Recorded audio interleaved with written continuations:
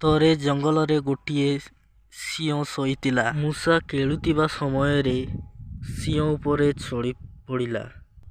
ସିଂହ ରାଗରେ ଉଠି ମୂଷାଟିକୁ ଧରିଲା। ହାରେ ଗୁଣ୍ଡୁଚି ମୂଷା, କାହିଁକି ତୁ ମୋ ଉପରେ ଚଢ଼ି ପଡ଼ିଲୁ? ତୋତେ ଖାଇଦେବି। ମହାରାଜ, ମୋତେ କ୍ଷମା କରିଦେବେ। ମୁଁ ଖେଳୁଥିବା ସମୟରେ ଆପଣଙ୍କ ଉପରେ ଚଢ଼ିଦେଲି।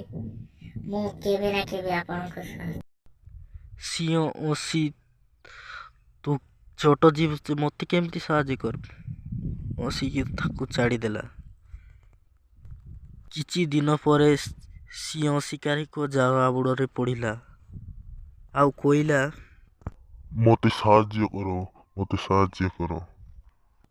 ଏକଥା ଶୁଣି ସେଇ ମୂଷାଟି ଆସିଲା ଆଉ ତାକୁ ଜାଳରୁ ମୁକ୍ତ କରିଦେଲା। ସିଂହ ଜାଳରୁ ମୁକ୍ତ ହେବାରୁ ମୂଷାକୁ ଧନ୍ୟବାଦ ଦେଇ ତାଙ୍କ ବାଟକୁ ଚାଲିଗଲା। ଏଥିରୁ ଆମେ ଜାଣିଲେ ଯେ ଛୋଟ ହେଲେ ମଧ୍ୟ ବହୁତ କାମରେ ଆସିପାରେ।